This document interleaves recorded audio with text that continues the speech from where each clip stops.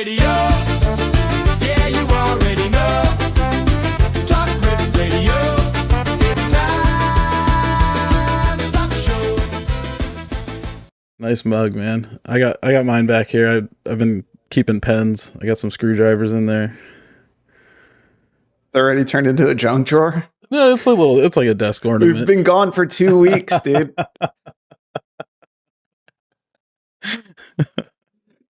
Shit. There's a lot of junk. It's a desk. It gets cluttered. Yeah. I thought it was a library. It's a desk in a library. Oh, yeah. Yeah. And the librarian's a little unorganized. I'll tell you that. That's true. Yeah. It's the one that like pulls the like 6 pens out of their hair. Yeah, if he had any hair, he would definitely do that. Has there ever been a male librarian that you've ever had in your life? I can't think of any. No, now that you mention it. Maybe the patience and organization it takes is just not it doesn't trend towards the male personalities.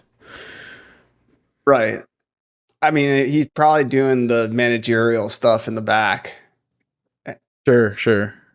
And at this point, there's probably an IT department as well. Yeah, libraries are probably pretty cool. We talked about libraries in a text message the other day. It started with like if I were to ever make $1 billion, I would stop at $999,999,000 and everything else would go to some charity, and I just shouted out the library because that was the first thing that popped into my head. But it would be cool to have a super tricked out public library where there's like VR like lessons you can take and stuff, and like you can go into like study rooms that are all tricked out with like high-tech shit, and you can learn 3D printing or robotics or something like that. You got to revive that library system. I think that is it's viable. I think in the short term. Long term, it's Neuralink. You just fucking go to some cubicle and you just plug yourself in, Matrix style. Yeah, you just lay down in your bed and yeah. What library do you want to go to? Alexandria? Yeah, for sure. It's an ancient library. Probably not as cool. It probably, yeah. One of the things that AI should learn to do is just have a fake history, just create a really good story for the human population that like can trick a bunch of people into believing what there was before the current time, Yeah. Because I think it's really, important that our story is written by the what is it, written by the winners or whatever, you know? And right now I feel like history is being written by a bunch of losers. So if AI could just make our history a little bit more cool, For sure. Yeah, just embellish it a little bit, like punch it up, kind of, wow, This seems like a movie, like, it's crazy. I don't know if you've watched any baseball recently, but I had that thought a bunch while I was watching baseball because so many crazy things happened that I was like, if this was a baseball movie, this would be like Disney level ridiculousness of just crazy outcomes and plays that happened. And I think we could apply that to a lot of other things, like the government shutdown, super boring, not really like very interesting and kind of dumb even at its core of like just people disagreeing about stuff and not wanting to get anything done because they don't like each other. It'd be way cooler if there was like, I don't know, some like crazy alien computer virus that shut down the internet or something like that, or shut down the government. That's what happened, and they're just not telling us. Yeah, that's what I'm saying. It's like, why not? Why don't we just make that the reason? Yeah. I think what happened with the World Series though is actually the fact that like everybody got caught in sports cheating, and so they had to make it like even more epic to like they were like no we're we're not cheating or rigging any of Yeah. this. Like, this is the best World Series of all time. Just forget about the 2 weeks earlier that you heard about how the mob runs all these fucking Oh, the basketball stuff. Yeah. Yeah, but I mean, you think it's just with basketball? No, absolutely not. No, yeah, I mean, if there's an opportunity to make money in anything, there's going to be organized crime involved. Absolutely, and baseball seems like the even easier thing to rig because there's so much like sign language with like Sure. bullshit. Yeah. That like if you can read that, you know exactly what's going to happen. Well, a guy did just get busted. His name's Clase. He's a pitcher, and I think he pitches for or he used to now at this point, the Guardians, I think, in Cleveland. I'm probably messing that up, but he was sending text messages. It's a baseball team? Yeah. Well, that's another interesting minor league, or is that's the Major League Baseball. They used to be the Indians, but they changed their name to be sensitive to Native Americans, which is another interesting story, but I'll talk about that in a minute. I might have already done that with you. I don't know if we recorded or not. No. But he got busted because you can actually bet on sports betting apps what the first pitch is going to be, whether it's going to be called a ball or a strike. So the pitcher obviously has tons of input into the outcome of that bet scenario. And he was busted texting with somebody placing bets, and they wanted him to throw a ball, but then a Dodgers player, when they were playing the Dodgers, swung at the first pitch, even though it was a ball. So they lost them a ton of money, and they were texting back and forth. And it was kind of like a lot of GIFs and images and stuff like that. But he's in trouble for it now because that's crazy. Like, you can't be. How is the catcher not involved? I mean, the catcher can call whatever he wants, but I mean, the pitcher can throw a ball on purpose to try and win somebody money. And I think that's the root of it. But that's an easy one to do, right? Yeah. I mean, it's one person has all the control of how that outcome is. The only thing that you can truly bet on today in sports is going to be the coin flip in a football game. That's the only real 50-50. Yeah. For sure. Right. Until they rig the coin or something. I mean, it's weighted or it's double-sided. Yeah, there's tails on both sides, and you don't see the other side after they flip it, right? I mean, they never really show the camera anything. I know. They barely show the players. I mean, I've been out there, but it was high school, but they flip it and they're just like, it was heads. I was like, I guess I'll just fucking take your word for it. I didn't really get a good look. Yeah. Back to go ahead and tell me about the story about the Indians, the American Indians. Yeah, well, the Cleveland Indians were a baseball team forever, and I don't know the exact date. Are the Cleveland Indians American? It's an American. Yeah, it's American. It's based in Cleveland. Right. But they were the Cleveland Indians forever. I think probably since the teens, that's when baseball really took off in the United States. And they were called the Cleveland Indians because they were the only team in the league that actually allowed Native Americans to play on the team because it was so segregated back then.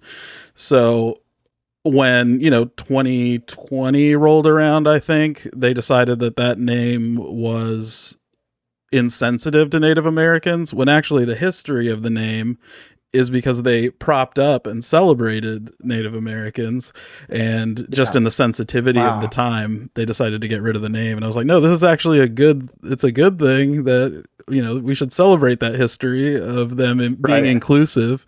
Now we're actually, by trying to make it better, are making it worse. We're deleting history and removing that story from the was that books. Around the time when they were tearing down the statues too, or no? Yeah, it's that whole the woke revolution,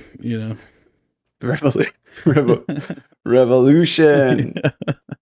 What would be the opposite of a revolution? Like a devolution. Yeah, exactly.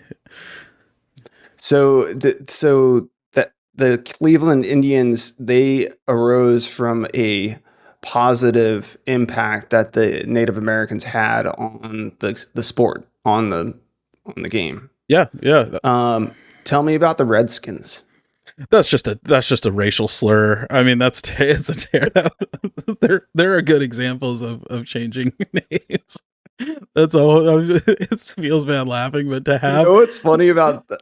Yeah, go ahead. Sorry, just to have that word like in common practice for decades and decades was wild. I'm surprised they weren't, like there wasn't a team with wetbacks. Yeah.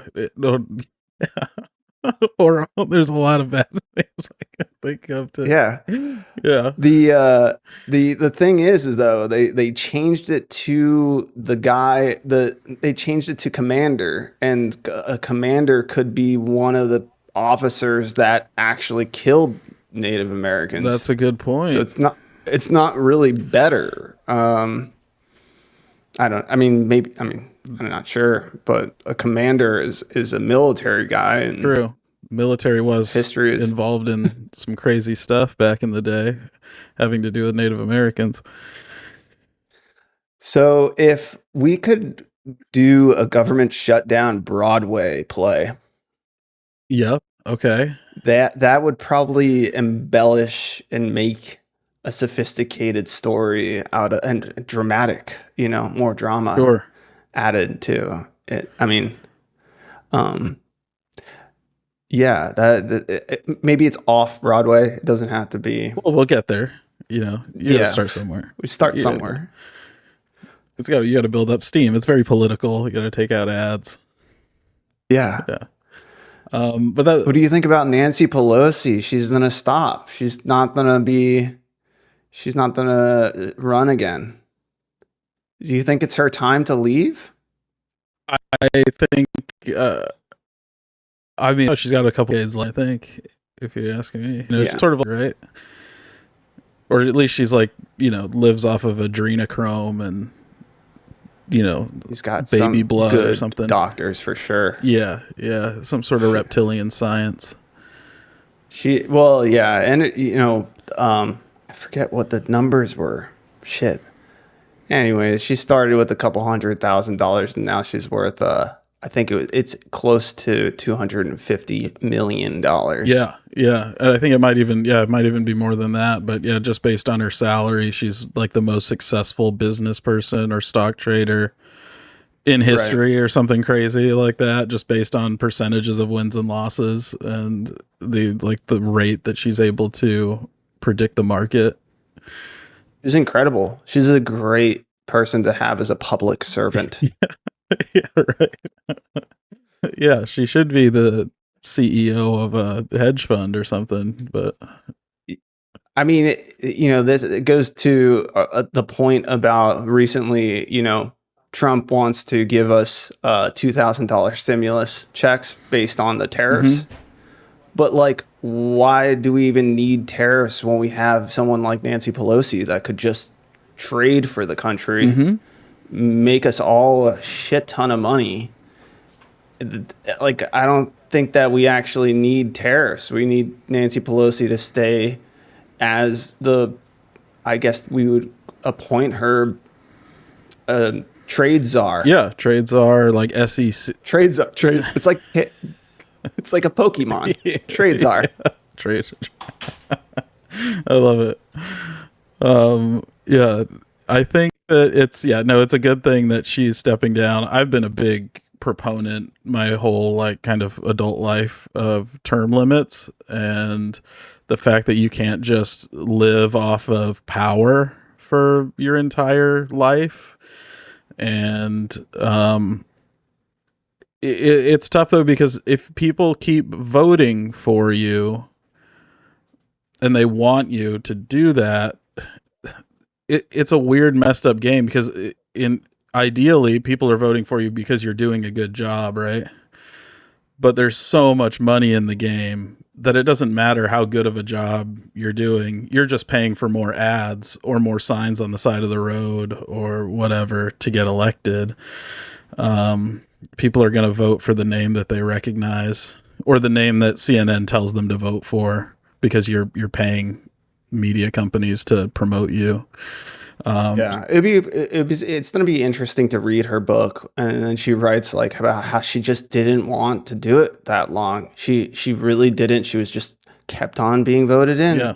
kept on being forced down the path, kicked the Nancy Pelosi can down the road, and she just felt like she was really forced into the situation to make that much money. Poor Nancy Pelosi. We should feel bad for her. Really. I every day I think poor Nancy Pelosi and her family and her kin. Yeah, no, that's it's an interesting thing, because what you're talking about is actually something that America was goes back, to the beginning. So George Washington was told that he should be the king of America, of the new United States of America. And he, through his good judgment, actually turned it down and said, I'm like a one term, or I don't know if he did 2 terms, but he's like, I'm not going to be king. There needs to be terms. I think like that was his, Right. Yeah, that was one of his ideas. The founding of America was based on that. And yet today, people want to bring the kings and queens and have them run the country. And it's kind of interesting. I always felt like it was a little bit backwards, in the sense that we have very strict term limits on the president of the United States, which I think there should be some term limits, and then nothing on representatives and senators. Whereas I think there should be more strict, because they represent the people, right? And the peoples are the ideas that change the most. That's what we're supposed to build the democracy on, right? Is the ideas of the people and the opinions of the people. So they should have the strict shorter term limits. And then maybe it's tough. It's really difficult to think of being in a leadership position when you only have 4 years. And if you're in the first term, the second half of that is spent trying to get reelected. So you're just talking a bunch of bullshit anyway. You're just saying whatever the people want to hear. You're not actually working on the things that you promised to do. So maybe like a single 10-year term for president, and then 4-year terms for representatives and senators, just so they never have to worry about re-election presidents. They just get in and they can start doing work and doing what they think is right away. They don't have to stop halfway through and be like, oh shit, we got to worry about the election. Let's just keep the ball rolling for 10 years and then we'll elect somebody else and you can't be re-elected. Yeah.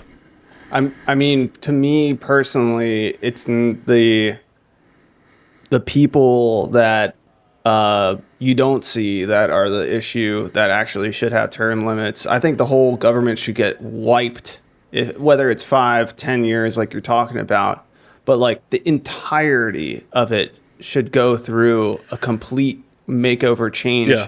And allow for new participants, because of it being so it's a public service.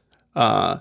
And so what we really have to be afraid of or worried about as as U.S. citizens is actually the people that stay there for their entire life in the background that you never see. If you're involved in making policy, I agree with that. Like, do I want clerks and just regular I want them wiped out. Regular Joe Yeah, shows. I want those guys. Those are the silent ones are the ones you have to worry about. Yeah, there's a lot of there's janitors at the White House that can work there for 40 years. He's sweeping and handing notes. He's sweeping the lies under the rug, man. Shoop, shoop, shoop. Fuck that guy, dude. Get him out of here. Somebody else could do that job, though. I see what you're saying. I get where you're coming from. Yeah, I don't think like the face of it all. I think these guys at this point should be completely hooked up to. They should have body cams like we give policemen. Yeah, they should be completely mic'd up for the 4 years, like a NFL game. Yeah, like. I want to hear and see everything that they fucking do. Like an ankle monitor, or like a yes. neck thing that goes around their neck, and it hears everything they say. And I want to know what they're thinking. Yeah, they should be Neuralinked for sure. dude, if anybody's gonna get Neuralink first, fucking government, dude. Give me all of their thoughts and their actions. I want ankle monitors on them too. Yeah. They're prisoners. They should be basically checking themselves into a prison where they're there only to work for the people. Yeah. And there shouldn't be such huge lifetime upside to getting elected. I mean, I know there's people that actually care and they try and do a good job, and I hope that they're taken care of for like making the world a better place. But there are some people that just want the fame and to be taken care of for the rest of their life based on the fact that they got elected. It should be more of a public service than like a career achievement. It should be like being a police officer, you know, like you really have to want to do something well than, you know, or a firefighter or, you know, somebody that isn't abusing their power. Yes. Instead of a, just like a status symbol. It shouldn't come with private jets and fancy dinners and stuff. But then you have the lobby. No, and lobbyists. they should show that they're like, you know how we have old people take driving tests? Yeah. Like there actually does need to be like a Navy SEALs style obstacle course that the congressmen and the senators have to go through. I want to know how healthy they are, how fast they are, how, you know, like all the stats. I want stats on them, like what their body weight to muscle mass, whatever averages are, everything. Can you imagine if there was like an NFL combine before the elections where they had to like run the 40-yard dash and like, you know, do the ladder, you know, the agility ladder with their feet? Yeah. I wanted to climb the wall with the fucking with the rope, dude, and have to like get on the other side. But also I want it to be like UFC, where you can punch the guy next to you. Sure. Like, you know, like you don't have to be nice, you know? Like make it as like run through the fucking dirt puddles and get underneath the barbed wire, but then elbow the guy next to you. Or if there's like a stalemate or something like that, we could just have in that, you know, congressional room with all those seats, just set up a UFC octagon and just have like, you know, Mitch McConnell and fucking JD Vance box each other or something like that. I think that'd be great. Like Dana White should be the head of the, you know, what is that? The whatever the position would be, the head of Congress type of thing. Like he should be like the guy that's fucking watching, overseeing things, just get the octagon going. You know, I just feel like these geriatrics, people aren't actually putting things on the line anymore. It's like about getting votes. And like, that's so weak sauce. Like, just seems too easy. You know what I mean? Like things just seem way too easy for them. Back in the day, they would have to duel and shit. Like bring the duels back. Yeah, bring duels back. Dude. That's what like the lawn, the Washington Monument, the grass, that lawn should be for is fucking duels, dude. Hell yeah. You want your legislation passed? Well, pass it by shooting the other guy. Who's the better shot? Exactly, dude.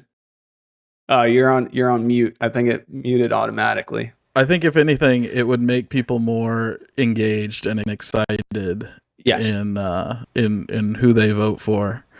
Because I mean, you'd get some badasses out there, like just I mean, people that win all the time, and we want winners. You know, we don't want career politicians, because I mean, you have assholes like this Crenshaw guy, and it's like, dude, you lost an eye. Like, I don't think you got it anymore, man. Like, give the position to guy with two eyes. Maybe he does. Maybe he does. You know, and that would be a way. Maybe that would be the way to find out. You know, we would have to.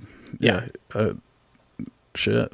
I want to know though. I want to know how much valor this guy actually has. You know, give me the truth. Yeah. That's all we're really asking for, is like true people to be involved in a system that's supposed to be like helpful. Like the whole thing about government is it wants to be like you're supposed to be helpful, you know? like it seems like there's all these roadblocks and they're like squabbling about little things or big things, whatever, but it just seems very Petty. gay. Yeah. Yeah, petty. Yeah.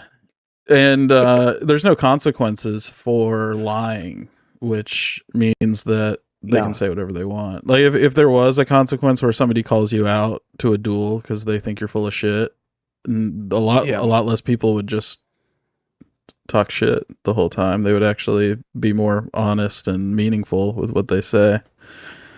Yeah. Let's just talk about what these assholes said recently. Not assholes.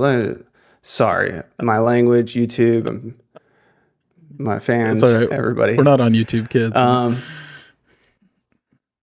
So they're thinking about giving 2,000. Like, let's just be honest. They're just trying to buy votes. So $2,000 stimulus checks based on tariffs. This is all like in the last 24 hours.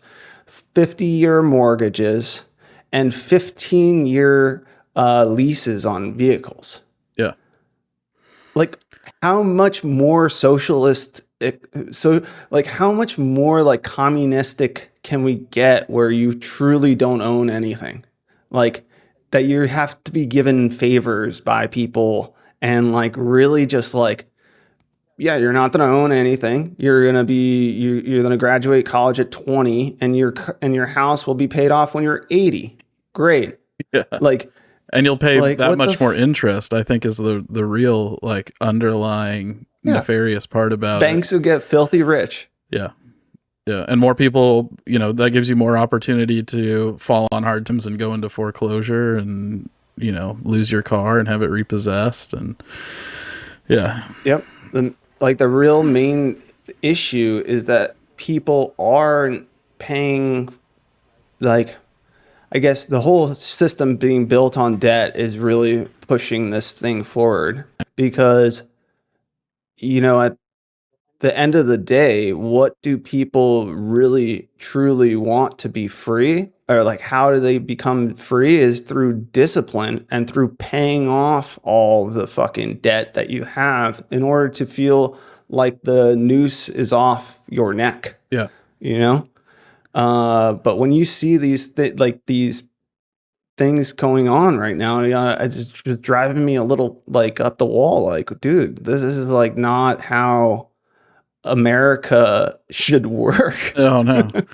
I think it's strange because when I first heard about a stimulus based on the tariffs, it kind of it was an interesting idea because everybody's either you're for the tariffs and you don't know why. I'm just talking about like sort of probably the general population, like for the tariffs and you don't know why, or you're against the tariffs just because it was Trump's idea.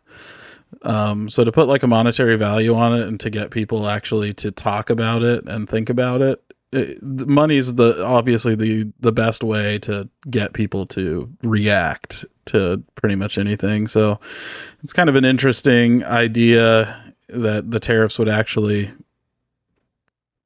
trickle down. I mean, that's kind of the idea of trickle down economics. It would be, a straight trickle down to people.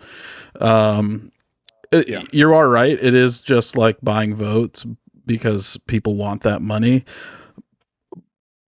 But am I opposed to giving people money?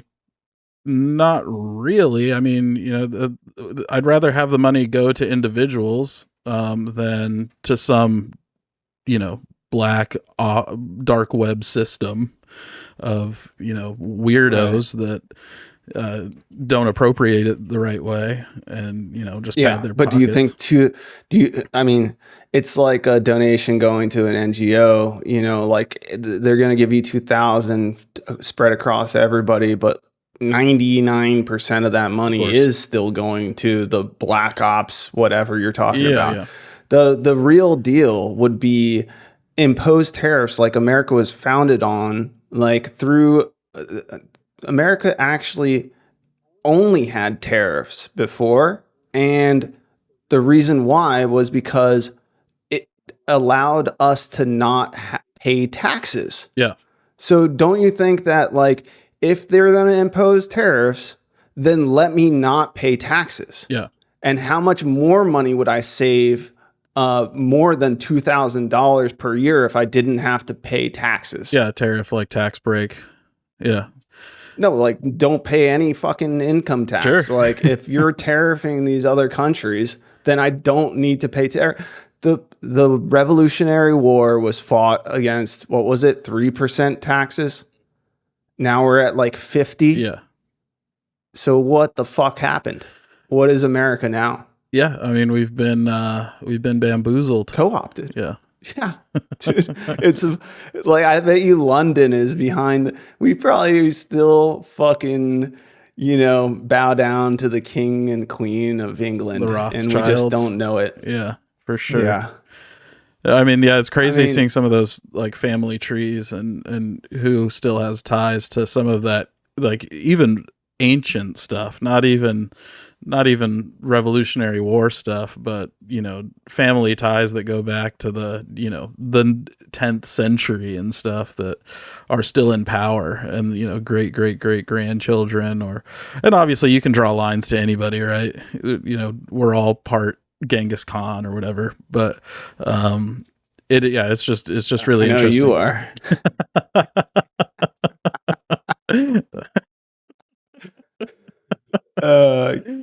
Yeah, dude, I agree. I mean, it's just one of the main, the heavy hitting stat that, like, I keep on thinking about too is 50% of the wealth in this country, like, forget about the families, 50% of the wealth of our nation is within the boomer generation. Yeah.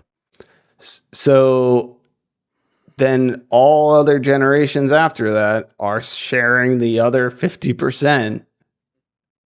Yeah. So we're talking about like Gen X, millennials, Gen Z, Alpha. Yeah. Alpha's in like the 20 year, and like they're probably like almost 20 by now. Mhm. They're working. Yeah. But that's how it's split up, dude. Like, forget about those families. Like, this country is so turned upside down on its head, as far as wealth creation and preservation, that it's turned into greed. Yeah. Yeah. And then you have, like property, which, I just have a little window into, where these folks' homes are being purchased by these giant conglomerations of real estate developers. Yeah, I think. Tell me, what do you think about a 50-year mortgage? It's kind of ridiculous. Who does it benefit? Who does it hurt? It benefits the bank. I mean, it on the surface, short term, it would lower your monthly expenditure for your housing cost. So, but in the end, it benefits the bank the most.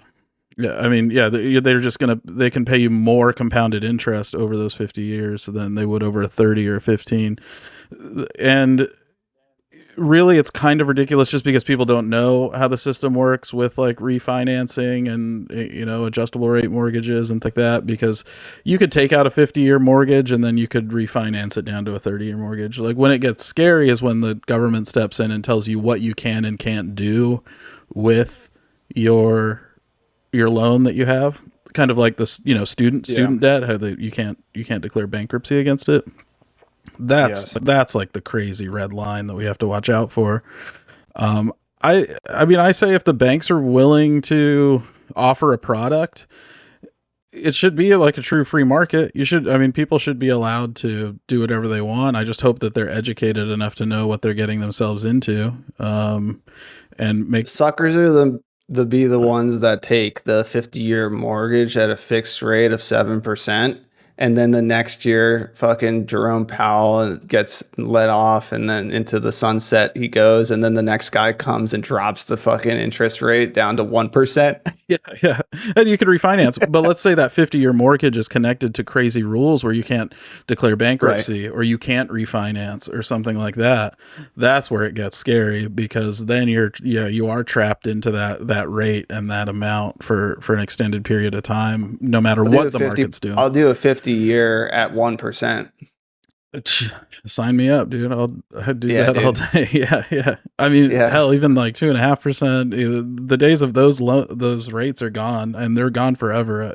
People are always like, "Oh, we'll wait for it to come down. We'll wait for it to come down." It's never going to be where it was before. They're never going to give up the opportunity to make money. So yeah, it's it'll fluctuate a little bit just to kind of stimulate the market, but it's never going to be back to like where our parents borrowed money. I think it will. I mean, personally, I think it will, because the fact is that boomers only have 10 years. It's true, if they're lucky. So in my lifetime, there's going to be a huge fluctuation of assets being passed down in the next 10 years. And I think that most people, when they inherit a house, what do? They fucking sell it, dude. Yeah.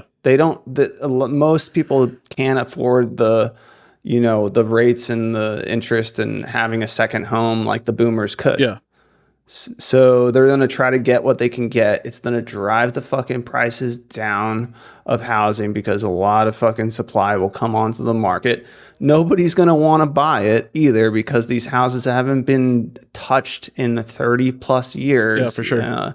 Maintenance wise, like, I'm going to want it for $150,000. If you're like, I don't care how many square feet or whatever it is. No, the whole thing needs to be gutted, and the wiring's old, the plumbing's old, everything's old. Mm-hmm. So, I mean, at that point, I think that you're going to see this housing crisis on a epic level of like truly the prices needing to come down, because what the fuck is going, like, a millennial that has $50,000 in their bank account that can't put 20% down on a $2 million property, like, that thing's going to need to be a $250,000 house where the $50,000 is the 20%. Boomers dying is going to be, it is going to just be a reset of the market, because they were so influential in everything for so long. It's definitely going to drive change. And you're right. I mean, if there is a surplus of inventory, people will have to price things more competitively. But the Fed, who controls the prime rate, can always adjust that to better suit their needs and their money making as well. Like, and as interest rates go down, home prices go up, because buyers have more purchasing power. So, and sellers know that.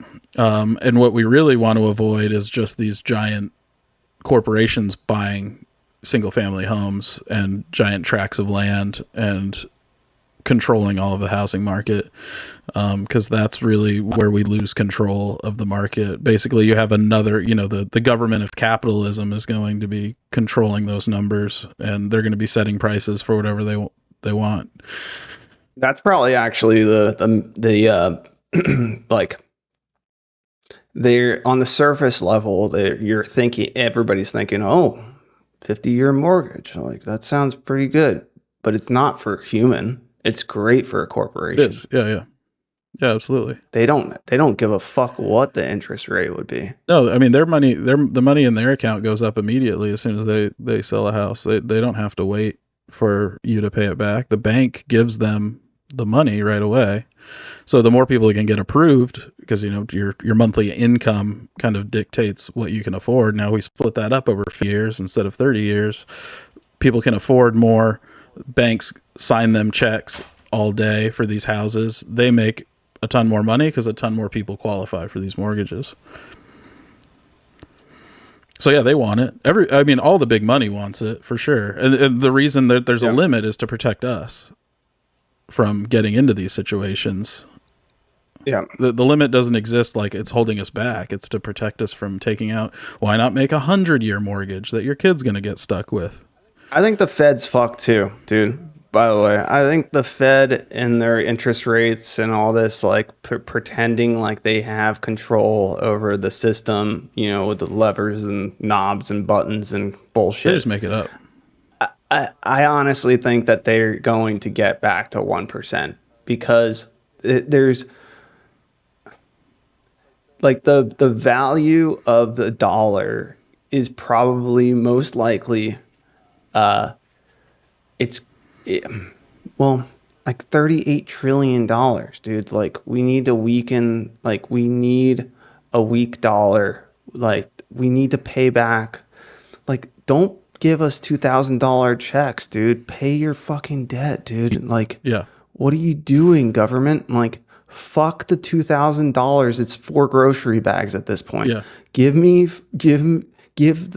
Pay your fucking debts off, dude. Yeah.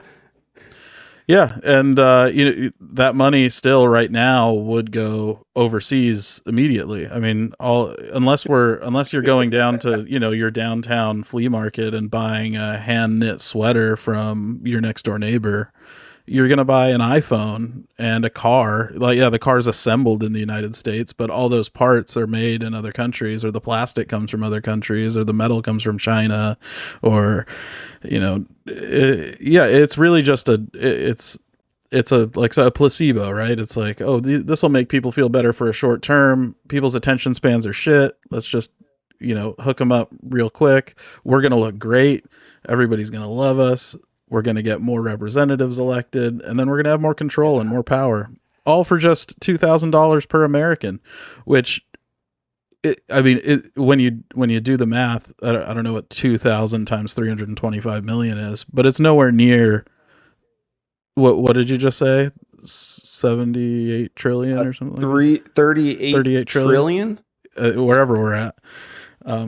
It's probably 78 now that since we've been talking about it, but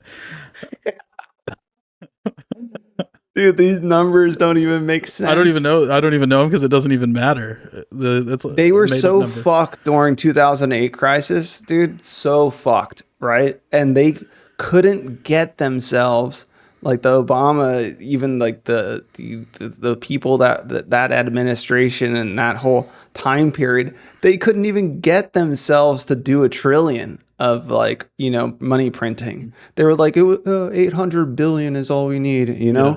And like, here we are, dude, like 6 trillion during COVID or whatever it was, like between Trump and Biden, or I don't even know. Like, I think the stats are like 70% of the dollars in circulation today are from after 2019. I still like that they print the date and your money was printed on the money, because you feel like, damn, this dollar came from a good time right here. Golden era. Like a 1996 $100 bill, like the old 100 or collectible. something like that. Yeah. It's a collectible. Yeah, it is. Yeah. That's the real, that I actually, one of the things that I always wanted to do is, like those Zimbabwe dollars or whatever, like there's like this $1 trillion bill. Yeah, when their money loses all value whatsoever. Yeah. But like somebody's getting rich off of, on Amazon selling $1 trillion bills that are worthless. Yeah. And like they're selling it for US dollars. Yeah, for sure. Well, I mean, maybe if we hoard cash someday, we'll be able to sell. That's what I'm talking about. Yeah, dollar bills to other countries for like a collector's items. Bank and just get dollar bills, like stacks and stacks and stacks of dollar bills, because that dollar is going to be worthless one day, but we'll be selling it for like the value of a $50 bill or whatever, because it's collectible. In euros or something. Yeah. No, dude, euro is way more fucked than we are. I know, but I'm just saying, that's the dollar's really in yen, dude. In yen, yeah, for sure. Fucking little shavings of gold. Yeah. What's the Chinese currency? yuan. Yuan. Yeah. Yeah. And their system is really funny too, because like they let money come in, but don't let money go out or something. No, yeah. And so they're right now they're really it's really interesting because they're bringing like they're buying, like it doesn't matter what the price of gold is, they're buying it. Yeah. They just keep on buying it, and they've been advocating for the last 30 years for their citizens to buy gold too. And so what they're doing now is like they're telling people, or like countries like Saudi Arabia wants to buy whatever, let's just say cars from them, or or Saudi Arabia wants to sell oil to China. So they actually purchase that oil with yuan, and it's redeemable for gold. So they're like doing literally the gold backing of the yuan to encourage countries to do trade with them, because nobody wants to put their money into a system that they can't get the money out of in paper currency. Sure, of course. Fiat or whatever, but it's redeemable for gold. But they're actually the deal that they have is that they are putting vaults in foreign countries. So instead of you buying the yuan or using the yuan and redeeming the gold, and the gold sitting in a vault in China, Yeah. the gold is in a vault in Saudi Arabia with a Chinese bank or whatever. Yeah. But it at least is within your own country, so it makes the countries feel comfortable. Sure. You know, That's interesting. Yeah, it's really interesting. Yeah, Yeah. it's like it's gold backed, but it's like redeemable, or like it's redeemable for gold, and the gold sits in a vault, but it's a vault that's inside of your country. I feel like while I'm sure the Chinese are very proud, they're also not too proud. They're willing to learn from other people's mistakes and how they're doing it wrong, and kind of they're into perfecting their own system based on what other people have, the mistakes other countries have in the past. Like, no, we're going to actually double down on the gold standard, and we're not going to, everything's going to be based on gold. We're going to buy all the gold. We're not going to let it leave the country. Whereas the United States, it just got rid of it, and it almost destroyed our country in the Great Depression. Whereas the United States would be way too proud to be like, let's base our system on what China's doing and see how that goes. Which we have a lot to be proud for, but we're almost like tunnel visioned on our own system. Everything that the American government, I mean, we're not sycophants or whatever for the Chinese government, but I would just say that like all the promises about like actually smaller government, paying off our debt, auditing Fort Knox, Doge, whatever the fuck Doge like was supposed to do, and like I'm gonna find all the cracks where all the money's going out of, and literally in the first 8 months of this new era. You know, I don't even want to call it an administration. It doesn't even fucking feel like it. It's a joke. Yeah. Like the whole thing is just for fun. Like it's reality TV. It's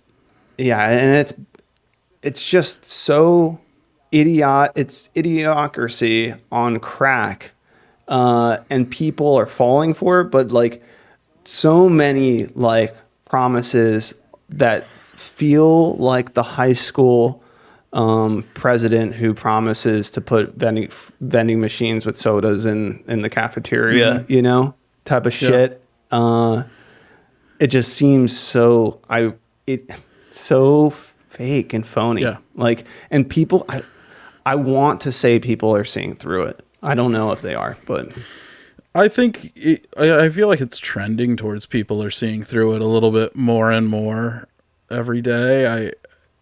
Maybe it's just my optimism, but Yeah, me too. and maybe it's because I'm seeing more and more through it as I get older, and just I'm a little bit more aware of what I'm consuming as far as external sources of information go. But with the sharing of information the way it is now, nobody's really.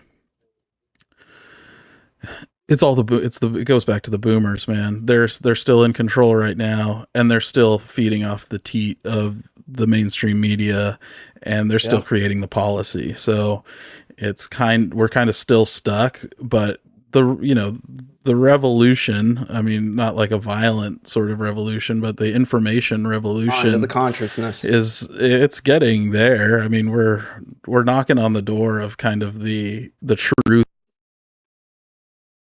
Oh shit! Mute.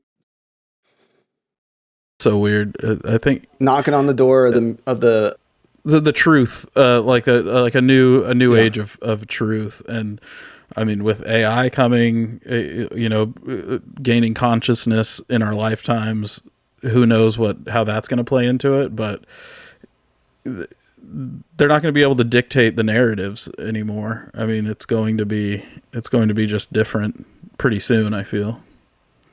Yeah, until AI is working for whatever power is in power, and then they're brainwashing and using MK Ultra tactics with AI to control the population to think a certain way, and then abide by whatever rules and never do a revolution of the consciousness at all. Sure. I mean, if we go MK Ultra, I feel like if we like sprayed LSD into the air, a bunch of people would wake up all of a sudden and realize it's all bullshit. But yeah. Yeah. Do you see that Byron Johnson? It's like a guy who wants to live forever. I think that's his name. Like the health guy that's like, yeah, he's a billionaire or something. He's close to a billionaire. Yeah, I've seen his routine. I've seen a video of his, I wake up, I take 58 supplements. Yeah. I wear this mask. So, yesterday was, so he's on a quest. He's once a month for the next 5 months, he is taking 5 grams of mushrooms. Okay. And he's doing all these vital signs. He's taking all of the vitals like blood, saliva, a brain scanner, all this shit to get all the stuff. And yesterday he live streamed his 5-gram trip. It was the first one. I gotta check that out. It was epic, dude. Epic. The guy's like,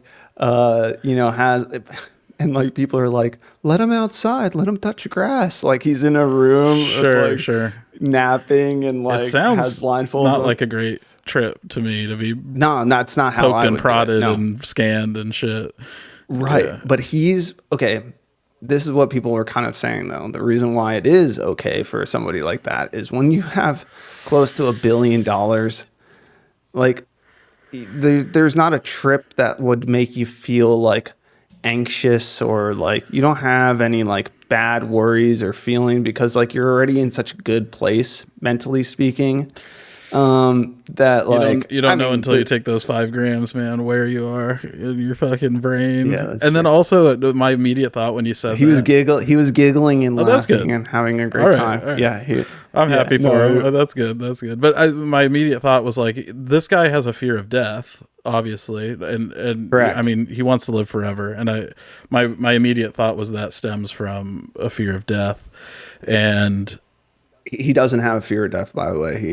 He stated that recently. Okay, all right. Well, then, yeah. I mean, as long because if that's what he's modeled his life around, then yeah, doing some hero doses might, break him down a little bit on his mortality. But he felt like he was connected to the whole world. That's great, and he was talking about it and whatever. But let's just say it goes back to your point about LSD or psyop, the giant psyop like in the psyop, sky. Yeah. Like this guy could literally put psychedelics into the better light I would say. Like he could be if he has a success, like if these vitals show some breakthrough, and because he's doing so many tests and showing that he's, before and during and after, and like if this does turn out to be a positive thing for your I don't Just know, mental like health, all your like vitals and stuff. well-being, Yeah, or physical too, because he's testing all that. Yeah. right. So it could theoretically turn into a breakthrough for society. Like he could be one of the number one advocates for more research or pushing for better understanding about how this could benefit humanity with that type of capital. And I think as the generations change, I mean, psychedelics are going to be one of the indicators of that change, because I mean, with how mainstream it's already become with like mushroom gummies or mushroom tea or ayahuasca retreats and stuff like that, people are willing to do it, and it's interesting, and they've shown good results, and also like treatment for PTSD and addiction and stuff like that, with like MDMA treatment and all that sort of stuff. We're knocking on the door of that too. I think we're right there, but the legislators, who are older and of the previous generation, and they're still making the policy, unfortunately for right now, are holding it back. That's the frustrating part.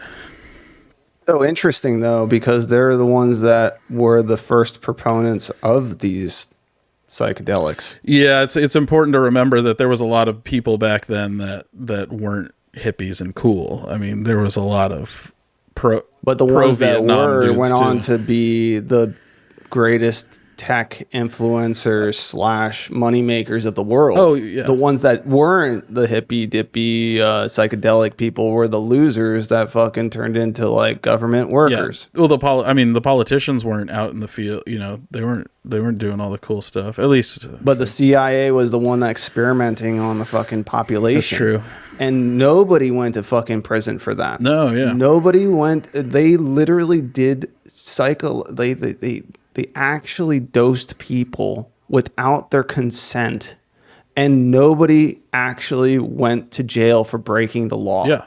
No, I mean, yeah, they're above the law. I mean, that's a big problem with sort of the. But is that okay for a government to do to their citizens? No. It should have been like you said, like a research and like a quest for knowledge, not like a military government program. And we're probably still doing stuff like that. I mean, we are kind of. You don't have to do it with psychedelics, though. It's through internet. Through the internet, or also like pharmaceuticals. I mean, or mainstream media. Yeah, I mean, all that stuff. There's just more subtle psyops going on now than LED lights instead of incandescent bulbs. Do you think that is that a thing? Absolutely. Like, the flicker rate control of your the brain? LEDs. Yeah. All right. Everything's everything's LED. Some people say. I'm looking at you on a OLED screen right now. Yeah. Right. But like some people even talk about like just the flicker rate of like you can actually control how people perceive the world or influence them through that flickering That makes light. sense. And yeah, light frequencies and color spectrums and all that sort of stuff. And really, what it keys me into that kind of shit too is the fact that. Do you remember when we were kids and LEDs first came out? Yeah, kind of a little bit. Yeah, I mean, they weren't like they are today. That's for sure. You remember what they promised? No, what did they promise? They promised that these light bulbs were going to last forever and you'd never have to change them. Sure. Yeah. They said these are 20 years or 30-year bulbs. Uh-huh. And that was complete bullshit, dude. Yeah. So what else are they lying about? Why did they push LEDs on us?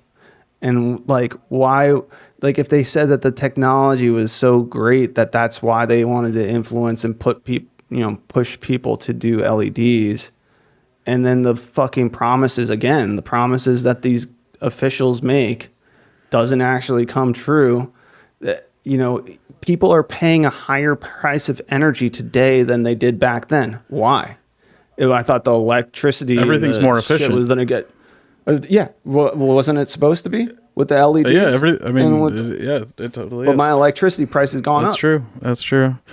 Yeah, there's actually an interesting conspiracy. I mean, it's not a conspiracy. It actually happened. It was proven about light bulb companies coming to like a gentleman's agreement on how long light bulbs can last. I don't know if we talked about this before, but Yeah, what's that called? Something planned obsolescence. obsolescence. Yeah. So they made light bulbs that could last way longer, but they realized that they weren't going to sell as many, right? I mean, so they all came to an agreement that, okay, 10,000 hours, let's or whatever the number was, and they designed them and made them out of materials that would fail after a certain amount of time. But even way back then, they had light bulbs, incandescent light bulbs that could last longer, but they decided we're just going to put ourselves out of business if we give them the best shit. So that light bulb, there is like forget what the documentary is called. I'm sure that you're kind of referencing it too. It's like the light bulb light bulb obsolescence or whatever, something like that. Documentary. Yeah, And so this light bulb, this incandescent light bulb, you can go and visit it. It's in Livermore, California. Yeah. And it's still there. It's 120 something years old. And it still works. Yeah. It was the one that they were like, well, we can't have this. There's going to be why would we have a light bulb company if they just last forever? That area too is like Lawrence Livermore Labs and all the skunk work. Like it's kind of like that, type of division, NASA, this whole area of California, Northern California has been, it's kind of similar to, down in LA, the Ames research and, the labs in there. But California is such a funny place because everybody believes that it's this loose kind of political, like non-political / free thought and free thinking and creative social liberal in the true sense of the word. Liberal, not like meanwhile it's masquerading as that, and it's really just a military industrial complex. I mean, like it always has Northrop been. Grumman had an office like in our town for a long time. Raytheon, Logicon, JPL, which is like I think like an NGO technically. It's a private company that supplies crazy technology to the government and NASA and stuff like that. We took a tour of that when we were kids. And then all the tech stuff, obviously. The internet came out of here. It was like there was only 3 things. It was like UCSB was one of them. Stanford or SRI out of Stanford, Stanford Research Institute. And I think Ames or whatever. It was like 3 dots on the map. And UCSB was one of them, dude. Yeah. And it's just crazy that pretty much let's just be honest, this whole entire time people have been sleepwalking into the fact that they're not working for the government. Meanwhile, a majority of the population indirectly or directly works for the government. I mean, that's the holy grail if you're in the private sector, is government contracts. I mean, because it's a blank check. So, I mean, if money's what you're after, which is what a corporation does best, is go after money. If you can get government contracts and you can supply the government with your technology, that's winning. That's what everybody wants. Then the whole promise again with tech was to be deflationary. It was supposed to be through technology you're going to get to productivity was supposed to go up, and meaning your relaxation and your life was supposed to get better. You weren't supposed to be paying as much for things like all that kind of stuff. And truly what happened was productivity went up with new technology and your wages just stayed still. Yes. Yeah, absolutely. I also want to So the blank check though that these companies are getting, these corporations that live forever that aren't human beings, that blank check is like future generations owing. That's the $38 trillion. Like, and that's what we know that's the about 50-year mortgage. That's the 50-year mortgage. Yeah. Like, so all these blank checks that these private institutions are going down the road to get are actually selling out are selling out their own people because they're not people, because they're they're corpses. Corporations are entities, are dead things. Yeah, It's crazy. And it is wild. Obviously, those corporations wouldn't be anything without the people, which I think they forget all the time. Are they zombies or are they people? Well, I mean, there's real people that have these ideas and are working towards a goal. Yeah, it is interesting. They're more of slaves than they are human beings. Like they're like the fact that they work for corporations doesn't make them more human. It makes them less human. Oh no, yeah. I mean, yeah, it doesn't make them more human, but yeah, I like to Like the Cleveland Indians are more human than somebody working for Meta. Yeah, sure. I mean, at the end of the day, they all go home to their families and they all, need food and clean water and stuff. So I think they're all equal in a way. But I also like to... What happens when the pollution gets so bad from the corporations is that the clean water isn't available and the food is chemically based. Yeah, there needs to be regulations for sure. Dude, the regulations aren't working today, man. Like it's unhealthy. We got Ozempic parading around the fucking White House, getting a government contract, like because of the fact of obesity in this country and type 2 diabetes. Oh, sure. Yeah. I mean, it's all a game that they're feeding into themselves. Yeah. I mean, yeah, let's sell them the food that makes them fat and sell them the drugs that makes them skinny. And, I like to think we talk about a lot of deep stuff, but that dark stuff that's real. It's not like, we're not making it up out of nowhere. Yeah. But I do like to be optimistic sort of more in my day-to-day life that our lives are better than they've ever been also. Like while there's a greater threat now of things going off the rails and we see it on a day-to-day basis, life now from 1961 or whatever, it's, everything's a little bit easier and better, and we can travel more easily and we can Flight delays, dude. Yeah, government shutdown and all that stuff. Yeah, but flight delays, sure, but it doesn't take 12 hours to get from fucking New York to Los Angeles anymore. So delay it a little bit. All right, to me, I'm a little bit on the opposite side, that the pain is the point of creativity, and through breakthroughs, like through the hardships of the time that came before the non-easy lifestyle, I think that you actually got more innovation and more positive growth.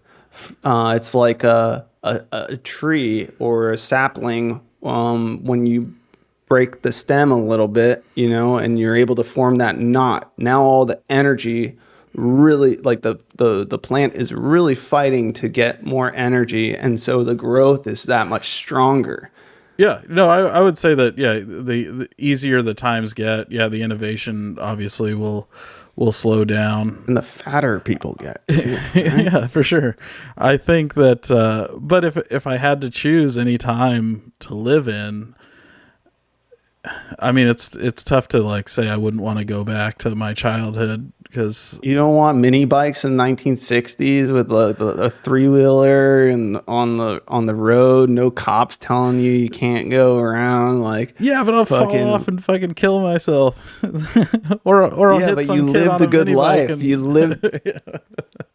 you lived like in the moment, like truly feeling what it felt like, compared to a padded insane asylum. Yeah, but we wouldn't be able to like do what we're doing now, or there's just so many upsides that I try and focus on just to get me through the day.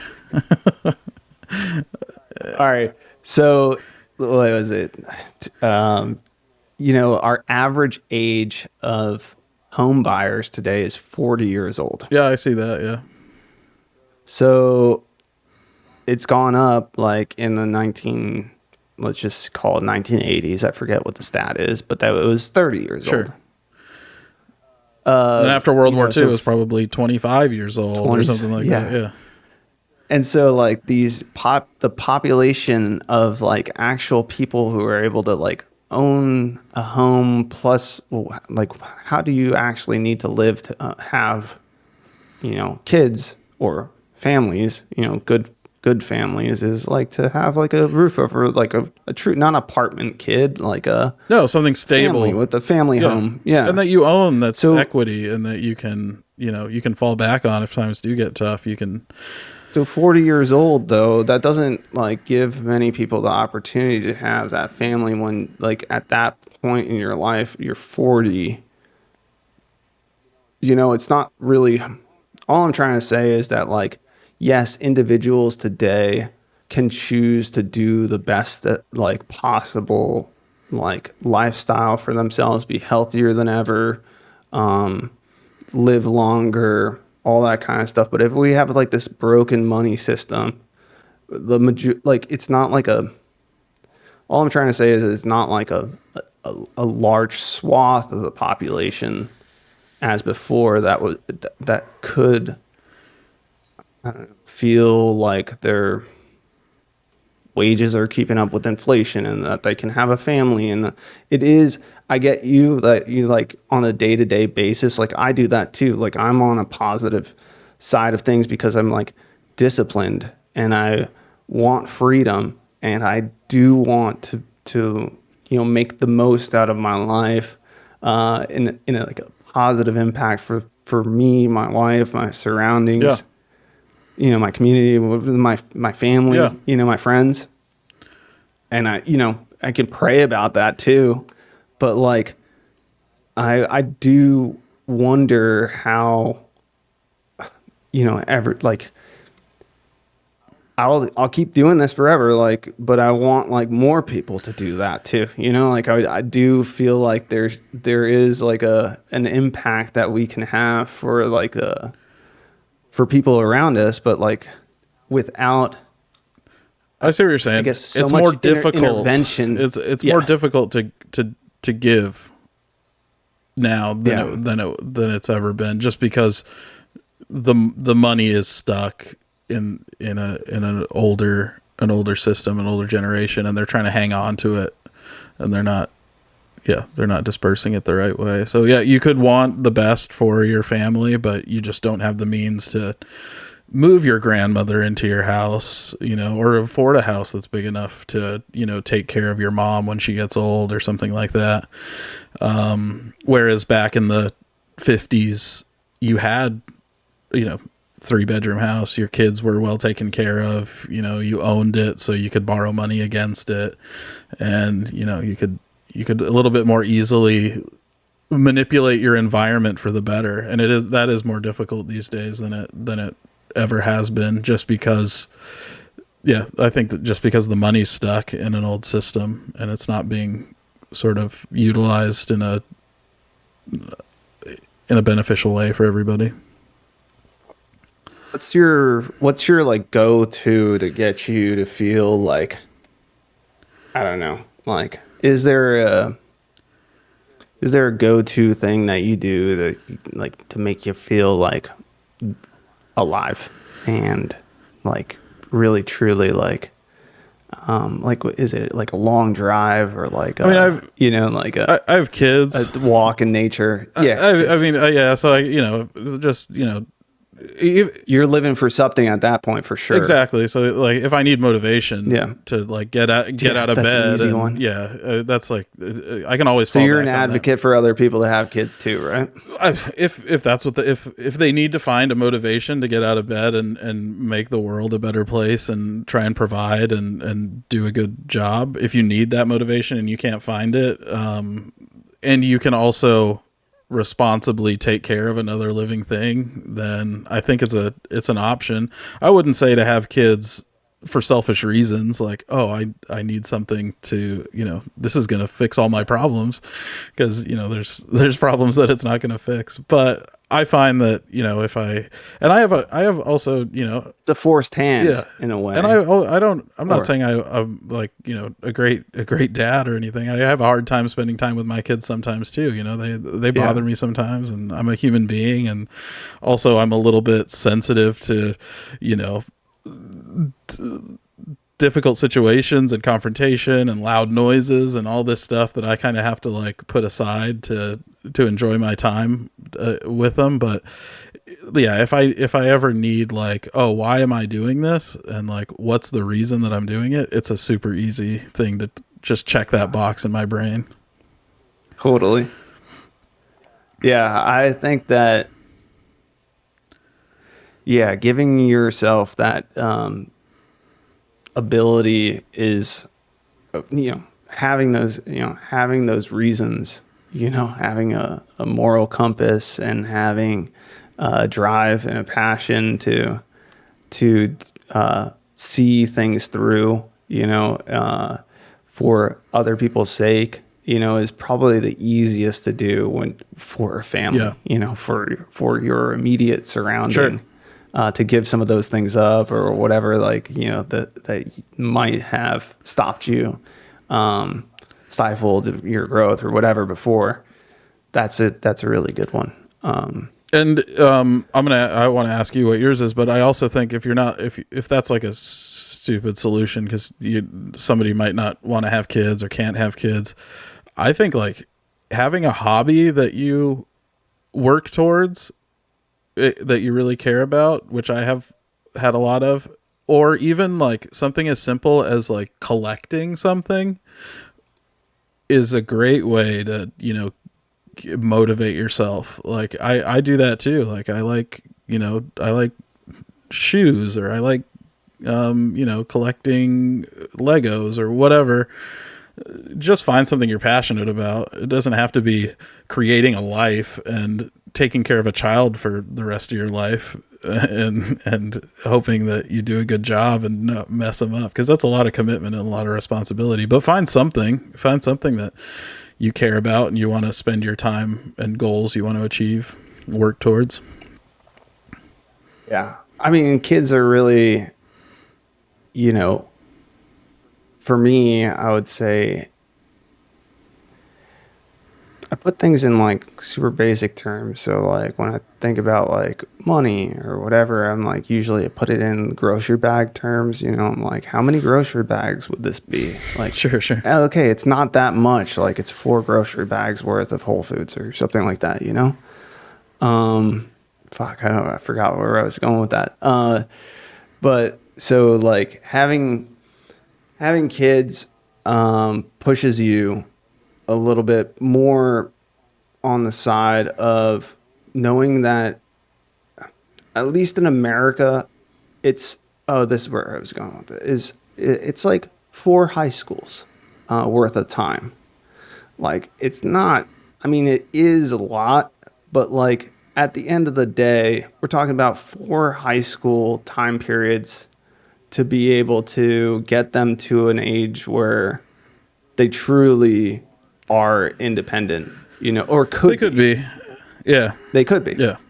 I mean, they don't have to be, obviously, if you like, a lot of stats on that nowadays. But I mean, I left the house when I was 18. Yeah. I think I was pretty much out, like 17 or something. But it's also, when I think about it, it's a lifelong commitment, because it's always going to be something that you love and something that you care about, no matter how old they are. So if something happens, negative in their lives, it's going to affect you whether they're 18 or they're 35 or or they're 40. Yeah. If they go through a divorce or if they're if they go bankrupt or something like that. It's a At lifetime that point, it's commitment. like a team. Yeah, It's like a team effort at that point. That's though. true. Like the early years are like it's really on your shoulders. Fully dependent. Like the 4 high school time period is like truly like it's you and like your wife or your partner or whatever in that situation. Afterwards, it's like you're on like the same sports team. Yes. Like you're like trying to like, yo, dude, like you got a goal scored on you, but like this is what you do to get, to the other side and score a goal on them. Yeah. And then, like it's a little bit more, not easier, but it's like more camaraderie. You both have the ability to affect the game in the same and think for yourselves. The same amount. Yeah, for sure. Because like I definitely do believe like up until I was probably, I want to say at least 16, like it was a dream. It was a dream. Like everything was taken care dream of. world. Yeah, and even if it like wasn't, like I didn't actually perceive the impacts of decision making, or I tried, Sure, but like it wasn't like how it is when you're an adult and you're like truly understand consequences and responsibilities and that kind of thing, which I think it makes it easier in a way as long as you're smart enough to think about those things, to make decisions, and you're not living in that dream world as much anymore. Yeah. But to go to the point of like, what do I like to do to make me like feel like I'm pushing the envelope is like truly fucking around with my own philosophy. Sure. Or like really just thinking about something silly, or seeing some issue or something stupid in the world and thinking like, what would I do that hasn't been done before? Or maybe I just don't know it's been done before to solve that thing. I love that kind of shit. Like it's a puzzle, So, like it's not necessarily like an exercise or natural, like it could be going out into nature, but like sometimes that's just good enough to like give you like the breathing room to make truly independent thoughts on your own. I think that's cool as shit, dude. Like the fact that humans today, I don't know about in the future, but like at least today's humans can truly make a decision or an idea up on their own. Yeah. It's fucking cool, man. Yeah, and they have the ability to share it, I think is probably like the coolest part about where we are right now. And other people can run with it. I think that's, 50 years ago, somebody coming up with a cool idea in their basement or out in the woods walking around, they could tell 100 people before you gave up on that idea and moved on to something else. Now you can tell multiple millions of people your idea. And I mean, that's really the exciting part, is that you have all of these people able to listen and run with it is exciting. Yeah, I like that too. I mean, I've never actually been one to think that in a way, because like I still live in that past situation. Sure. Like mentally speaking, like even what we're doing here, like I just feel like we're talking on the phone. Yeah, for sure. Oh yeah. But like truly, like it is interesting when you think about how we did some of these shorts or we made some of these clips and like 70 people listened. Yeah. Or like a clip that's like, holy shit, like 500 people like listen to a 30-second clip, like there's no way that's incredible. I've never had that many people listen to me ever. Yeah. Never. And I didn't even think that was like possible. I wouldn't want to get up on a stage in front of 500 people Me and neither. talk about what's going on in my brain. Fuck Yeah. no, So dude. it makes it way easier.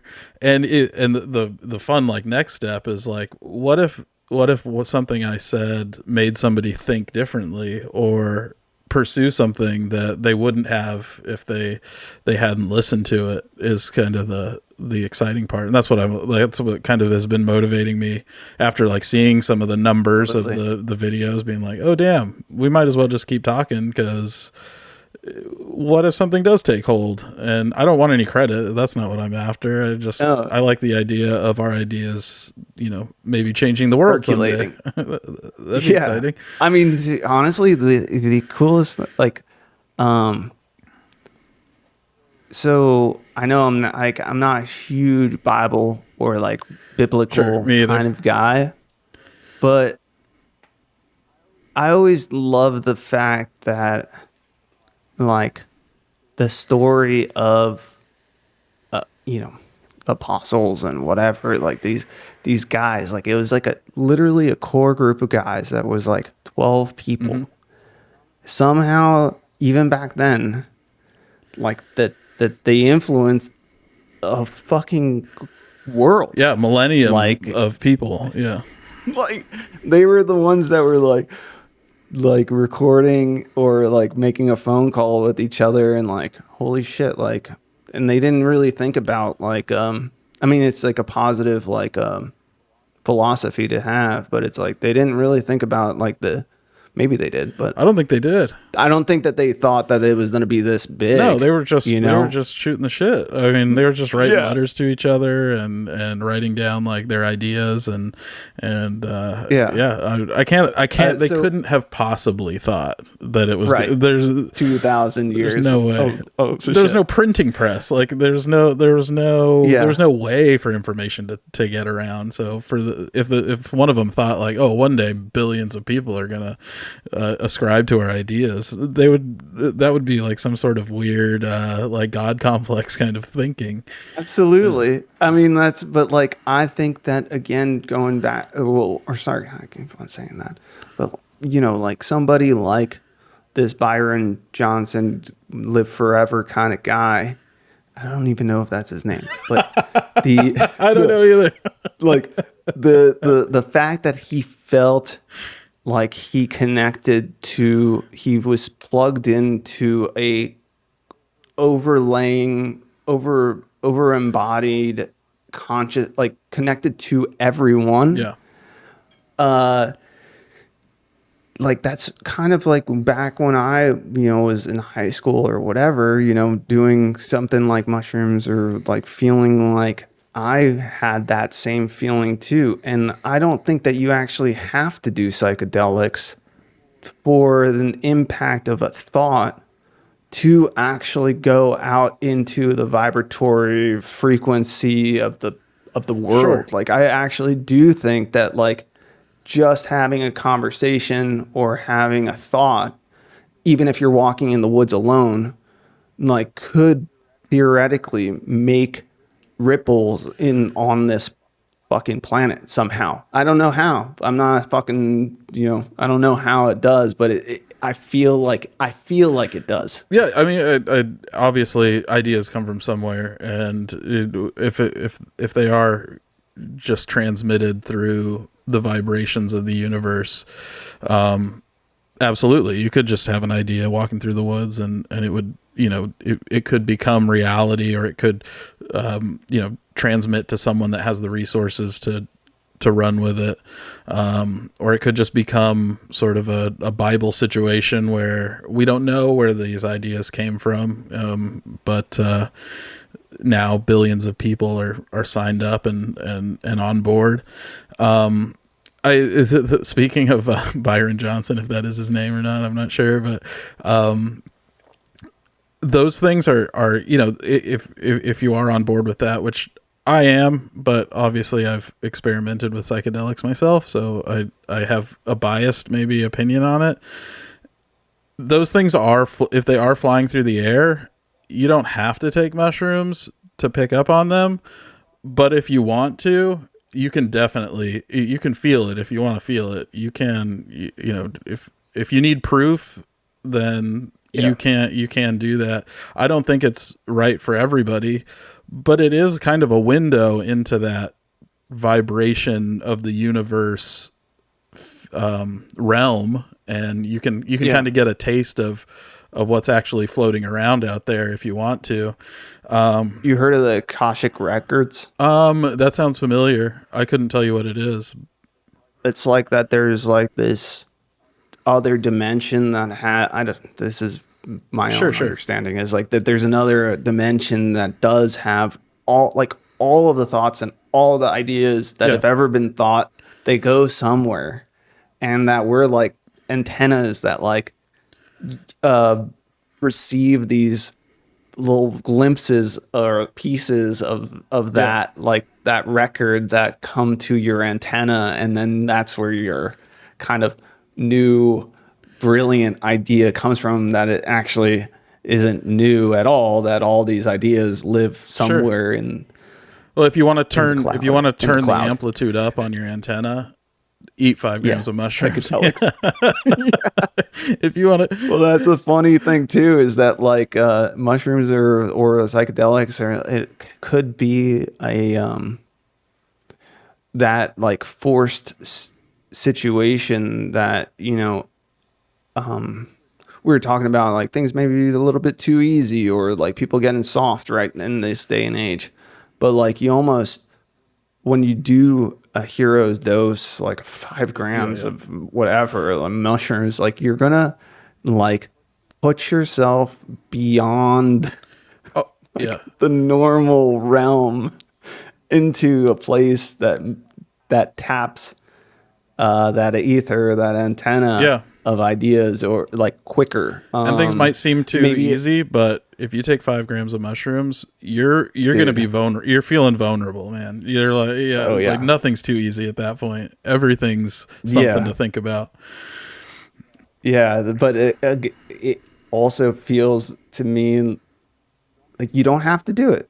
You could have kids, and kids would force that hand on you too, like to think different. Or I'm just saying, like an experience that maybe you've never done before, that you get a new feeling on, whether it's fucking skydiving or like running, sprinting. I don't sprint, but you know, let's sprint and let's feel what that feels like. I think, or start a small business, or like just challenge yourself and force yourself to think something new. I think that's how people are going to make this big leap in their life. Like through challenges, through experiences, through things that, through failure, you know, like through, I don't quit until I win type of attitudes. That it also is motivator to wake up in the morning, like, oh shit, I get another chance to do something that I didn't do yesterday, you know, and learn something new, and like enjoy feeling vulnerable, and like you don't know something, but you're going to figure it out, and really enjoy and celebrate when you do figure something out and something does go well, and you know, enjoy that feeling. Going back to that, I just like talking about mushrooms, I guess, but that's what I'm realizing through this conversation. But you were talking, so I forgot the term already, but like Kalshi, is that what you said? Akashic records. I think. Yeah. Again, we're just spitballing here. Everything should come with a disclaimer that we have no idea what we're talking about. But it's interesting because some of the most intense times that I've ever tripped, it's felt like I was receiving too much information. It's like my thoughts were cascading and they were getting away from me, and one thought was leading into another before I had a chance to reconcile everything. And it just, my brain was running away. And that's really what started to like freak me out a little bit, is that I don't have control over the inputs of thoughts that I'm having into my brain. So if that Akashic record is out there and I'm tapping into it too much, that's kind of what it would feel like, I think. And how did you put yourself at peace with that? Well, it's some of like the bad ones, I mean, which I've only had a couple. I kind of surrendered and I stopped trying to control it. And I was just like, Totally. It even got to a point where like, this is just how it is going to be now. Like, I'm going to be a crazy person, and this is just what I have to live with. And that kind of gave me a little bit of, it was kind of scary. Some of the best motivational speakers say, like, you just keep going and you keep on forcing your body to know that the mind is actually in charge. And then the body actually surrenders and says, I guess this is what I am now. I guess I'm a psycho, not in a fucking gym, or whatever. Like, I guess I have to lift these. I have to wake up early. I guess I am this way. And you just, you force your body to understand that the mind is more powerful than the body. Yeah. Yeah. I mean, it is. Your mind can. Psychedelics are like that too. Your mind tells your body what to do. So if it has to be in control. I mean, but your body starts to believe your mind. Oh yeah, too. Like your body actually, the will of the mind will force the body to do things that the body thought that it couldn't do before. Oh sure, like. Well, I used to feel it all the time. If you're awesome. Like working out with a team, or if you're like in a weight room, the amount of or at school or anything, the amount of strength you have when people are rooting for you and cheering and clapping, and versus when you're by yourself and you don't have that motivation, it's night and day. Like, I mean, it's honestly like a percentage difference. I feel like if you have like guys around you being like, yeah, you're stronger. And that's not because your body is actually stronger. Your body is the same body, whether you're by yourself but your mind is absorbing different energy.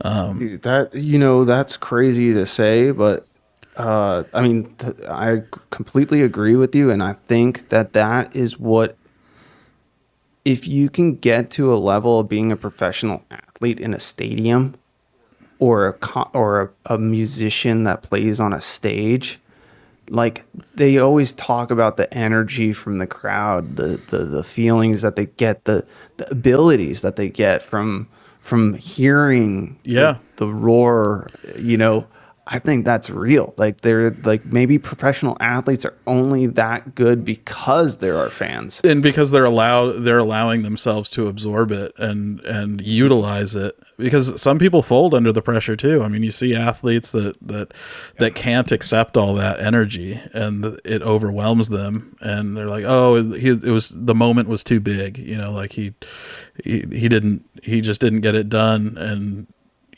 some of the best guys you can plug them into any situation, 100,000 fans, or, just by themselves shooting basketballs for, 6 hours. But that goes, that makes me feel like I definitely have heard some podcasters and some people talk about being an individual doing something, but they see or believe that there's a bigger amount of people, like they envision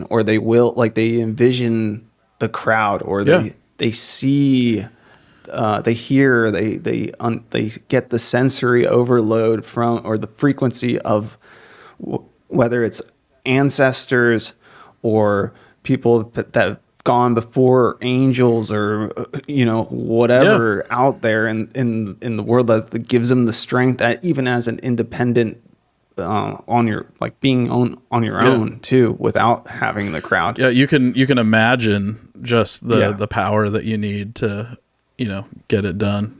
Yeah, and sometimes when I'm having the most difficult stuff happen, thinking back, I'm not even good at recognizing this in the moment, but like when I'm struggling with something, it's usually, I feel like I'm doing it on my own. Like I'm by myself and nobody understands what I'm going through, or nobody recognizes that I'm going through this or struggling by myself.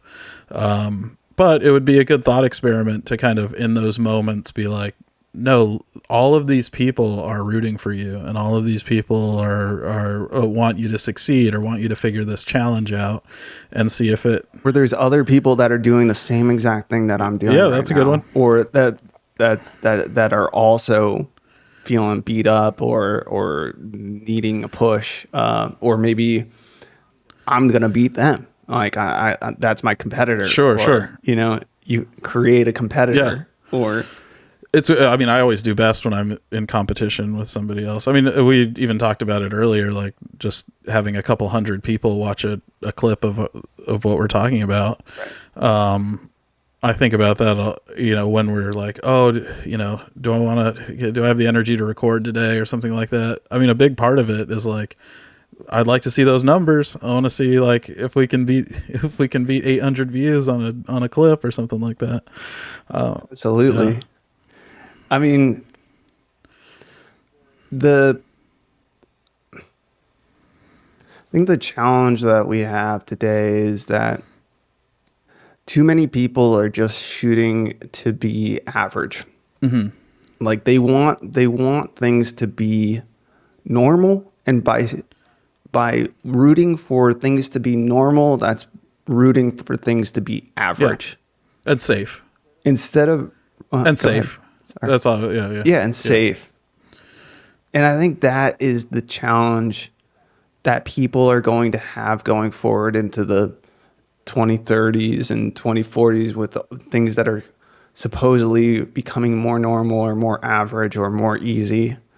That like people are going to need to find challenges to continue to create a human race that strives to be better than the generation before, or whatever. Like, no longer is it going to be like given to you that you have to be better. Like things are like that you're forced to do better than your previous generation, because there are challenges. It's going to be so normal and so average that you're going to have, like, people are going to have to truly create or imagine challenges, and force that situation on their lives, whether it's fucking taking 5 grams of mushrooms on a Sunday and having to go to work or school the next day and being, or whatever it is. Or take 5 grams of mushrooms before you go to work. Like, that's what people are climbing Everest for. Yeah. Like, there's no point in climbing Everest when you know that other people have done it before. You're like, other people did it before, but it literally has to be your There's challenge. Nothing up there. There's not a pot of gold up there. Not yet, dude. Or maybe there is. I've never been. Dude. But, like, these are things that, like, hopefully more people,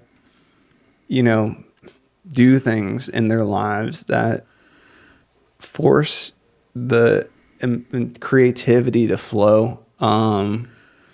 Because we're having fun. We're making like AI music, but I do remember how hard it was. Like I truly, making music with my friend or recording my friends and doing the engineering or sound engineering and mastering and stuff, like, yeah, plugging things in and wires and having an idea of a song in your head and making it into a song 20 years ago. It was one of the most difficult things that I've ever tried to do. Like, I'd sit down with a guitar, like have a great idea. And I'm like, my fingers don't even know how to do that. Like, I can't do it. Yeah. But it makes me appreciate, or makes me know what to do with the AI, because I had that experience. Like I feel like I know how to force it to do things the proper way, to make things come out the other side, like how I would want it to be, rather than be given. Like, I'm not being given something, like, as much as engineering the the possibilities into a song or whatever. Yeah.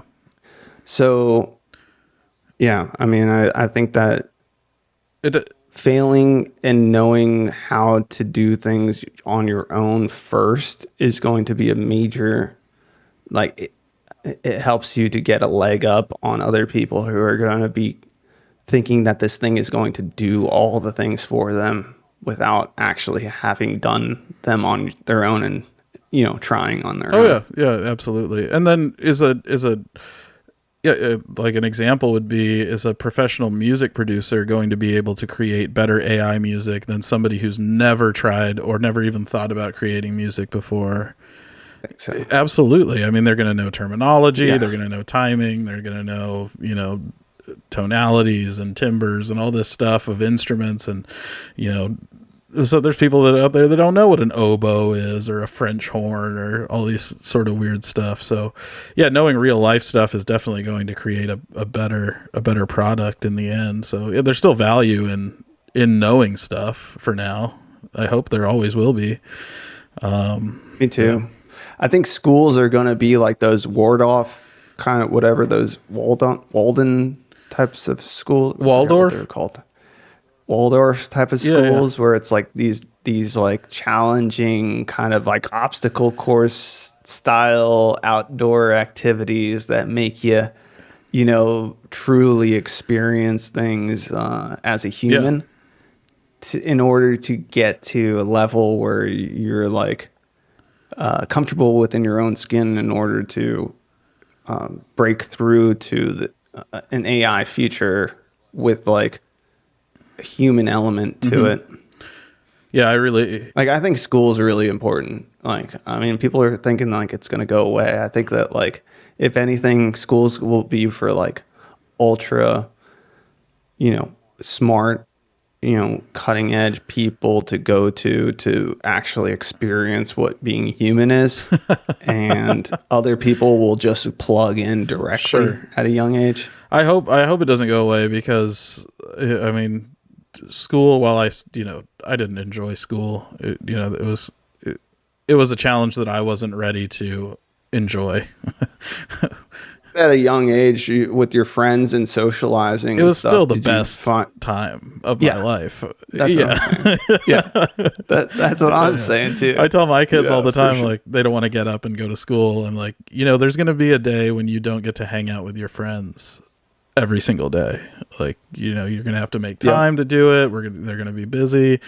They're going to move away. They're going to, and they don't understand because they haven't gone through it, and I don't really expect them to, but I think it's important that I tell them. But yeah, absolutely. The social interaction aspect, learning how to learn something, is probably the most important thing that I ever got out of going to school. Learning how it works for you. And unfortunately for me personally, the system that they had didn't work for me. So I was just kind of fighting against it the entire time. But I did figure out what did work and how to help myself to learn better. But your fight against the system is also part of your greatest attribute. Oh, sure. Like that aspect of your life actually leads you to be who you are today, because you weren't just overcame the challenges. You weren't just like sucking on the teat of big school, big institution, big school. Yeah. And I send all my kids to Montessori school, because that's the kind of school that I wish I would have gone to. It's nice. Kind of it's a choose your own adventure kind of school. Like, oh, do you want to learn math by counting blocks? Then you can go count blocks. Do you want to learn math by pencil and paper? You can do that too. So they kind of get to choose how they do it. And then also that's how I will do it too, or that's how I'd want to do it. And then another cool part about it is that they're multi grade classrooms. So first, second, and third graders are all in the same classroom. So you don't even just get to work with your peers a lot. You get to help a younger kid learn, or you get to learn from another kid that is still a kid. It's not a teacher that's older than you. So it's kind of like the old barn schools or the octagon schools, whatever they used to call them. yeah, just multi-generational kind of. And I thought that was a Love cool that. concept because it's great. Yeah, I love like the group I grew up with, right? But we were all still the same age, learning the same stuff. If I could have learned, I got lucky with a big brother. oh yeah, sure, I was the oldest, so I just had Yeah. an annoying little sister. I just hung out with him and his friends and my friends, but like sure. I could pop between, Yeah. or tag along. Yeah, And he was nice enough to let me, which is another, like, it could have been are you guys 2 years apart or 1 year apart? like 4. Okay, yeah, that's pretty far. That's pretty Yeah. far apart for like being cool with each other growing up. That's Yeah. pretty rare. And the fact that he was cool with me tagging along really helped. Yeah. I mean, boys are helped cool, me right? I mean, like, yeah. Yeah. The older sisters are kind of different than younger sisters. And The older sisters probably just like want to be able to do makeup on you and like experiment with you. Like, oh, what would it look like if you put on these, if you did your hair this way or something like that. Or going back, hey, let's go to the mall. going back to like evolutionary kind of like biology of it, I think men or males, we can prove ourselves with physical feats, right? Like we can compete physically, whereas girls and females, they don't fall back on that because history just hasn't forced them into that sort of situation. So they have to compete mentally, essentially, with other females, and it just creates kind of a more difficult sort of situation to figure out between the two of them. Yeah. I mean, and that, can go both. It can go in a positive direction. It can go in a negative direction because if left to their own mind, and that many thoughts going on, it can really lead to, like either really good positive reinforcement by the group or it can be like you Very negative being bullying and stuff. Going, right. Which, I mean, I think that, there's something to be said for somebody for a girl or a guy or whatever, who's able to like take the hits and then, overcome, whether it's school or friends or whatever. But yeah, I'm sure it's a lot more challenging. That's why like girls in sports is girls playing sports is awesome for it to kind of get to a more of a physical that validation challenge rather than a mental like exercise. Yeah, 100%. I mean, being celebrated and feeling validated from accomplishing something, whether it's physical or mental, is great, but allowing them to experience that it's huge. I mean, for how many generations and how many thousands of years were the men just the hunters and they got all the praise and the accolades for coming home with a deer or something like that, or winning a football game or soccer game. Now that women can do it too, it just bolsters them up. I was you had an older brother. I always had older cousins, and growing up that I was never going to be stronger than them or faster than them. But I refused to accept that as a kid, like it was motivation. Like, I'm going to beat you in a race someday. Like, it's just going to happen. And it made me eventually stronger and faster and better than them, when we got older. So, it's good to have peers. And that's why, Peers, family, community, sports, teams, these are really like, if there is going to be this digital world that people are going to live in and grow up in, like, I actually don't mind if the AI or the robot is a dick. Like, I think that, or better than human. Like, I think it might force humans to try more, try harder. Fucking, again, like back to the government. It's like, I think it's going to force the government or the people in power to do better, better for their community, or do better for their people, in general. Because it's like, it's all out there in the open that, like, if they don't, like, we got a fucking robot in the corner that can do it. If you're not gonna do it right, like the Octagon, battle in the Senate is probably gonna be like a guy fighting a robot to actually have the seat. For sure. I like to fall back on the idea that people are very afraid of AI, and I think they're afraid that it's going to change what it means to be human. But it will eventually.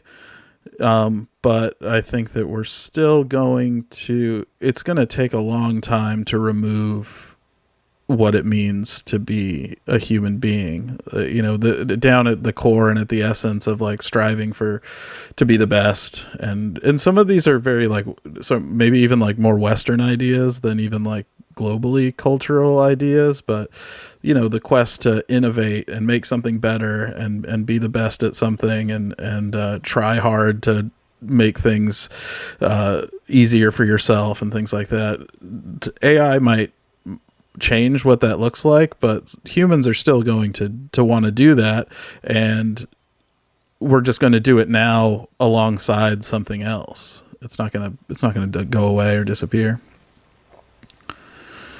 Yeah, unless the robot AI doesn't tell us that it discovers time travel, and then it goes back into, like, it just teleports and go, like, it does it, like, it's like building in the closet like a fucking little time machine, and you're like, one day you're like, where'd the robot go? And like, you look in the closet in the corner, and there's like almost like, a prison scenario where like you lift up the bed and like, oh shit, there's like a spoon with like fucking dirt, and like there you go into the hole, and you're like, oh shit, dude, it was building a fucking time machine, and it like, we don't know where it went, or when it went. It went,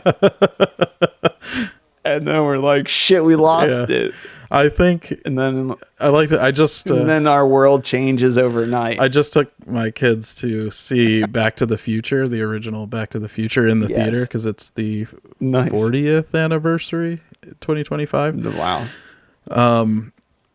And it made me think about time travel, and you just mentioning that someday AI is going to come up with time travel. In that sense, in that theory, it's already happened, because eventually it will happen. And the way time travel works is they can come back anytime they want. I have a feeling that we could spend a whole 2 hours talking about time travel, because I really like that subject. But the idea, go ahead. I'll just kind of touch on it a little intro. bit. The idea that they're going back, but they're not going back to our dimension. They're creating a split off the dimension. So they are going back and they're interacting with our reality as they perceive it now, but we don't perceive them because they created a split. They created a different timeline. Is kind of a crazy idea or else we would have people from the future. Like it would live in a different dimension. We would have people from the future walking around with us, and we don't really see that. I think we do. We might. I think we do. We just don't perceive it because we only see certain aspects of light, refraction and whatever. Like, but I'm sure there's entities here and all sorts of shit that like are time travelers from the future, past, or whatever the fuck. Different galaxies. That and like stuff, we just can't see them, dude, or perceive them. And that's probably where like these psychedelics and like these like DMT trips and people see like little alien beings or purple women or God or elves, all sorts of stuff. Yeah. Like they're actually here right now. And maybe like this place doesn't actually let you go anywhere. Like potentially we could be in some sort of capsule type of scenario, like a terrarium. And even if you can tap into another dimension, you're actually like, you're just here, but people can't see you. Yeah. You know? Yeah. Like, yeah. You become energy, and that's the only way you can move between the realms. What do you think the clouds are when you're like, oh, dude, look at that cloud? What is that? What type of It's probably shape LSD. is that? I'm guessing. Is that a spaceship or you're like, it could be, theoretically could be. Anything's possible. If you use your... I think someday we'll find out. Someday, whether it's today, I don't think so. Whether it's with AGI, I don't know. Whether it's with CERN, with little black holes and shit.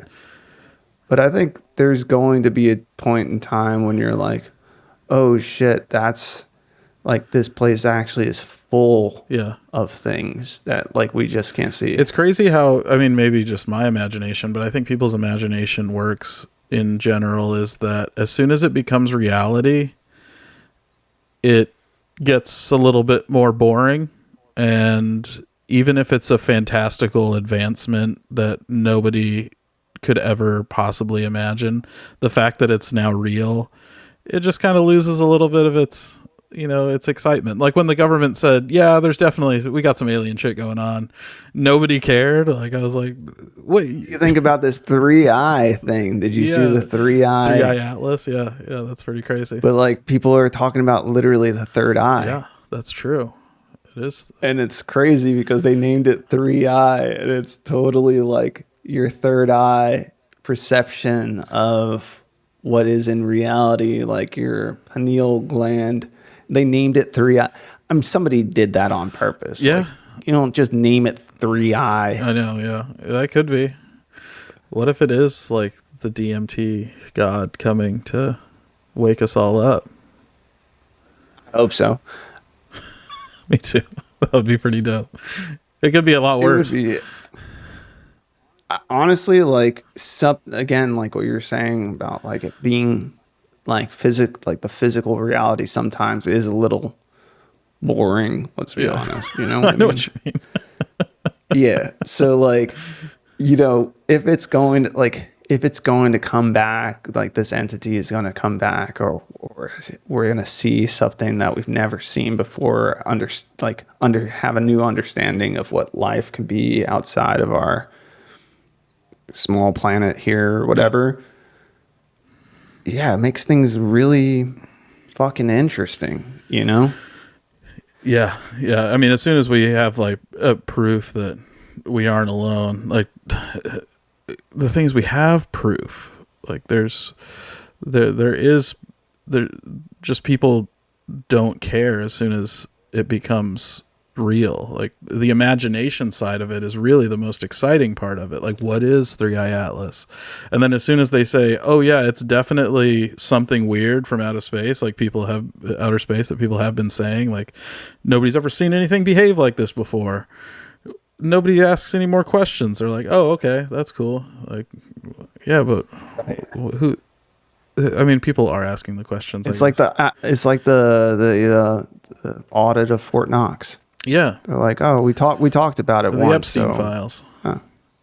What's up with those? Yeah, yeah. No, but 3-eye, I think, like again, like what you're talking about is it would be cool if we knew, but then people are gonna get over it, and then we're gonna be like, so what's next? Where did it come from? Yeah. Like, they're gonna be like, well, it's never good enough. Like it's a spaceship. It's never good enough. Which is cool.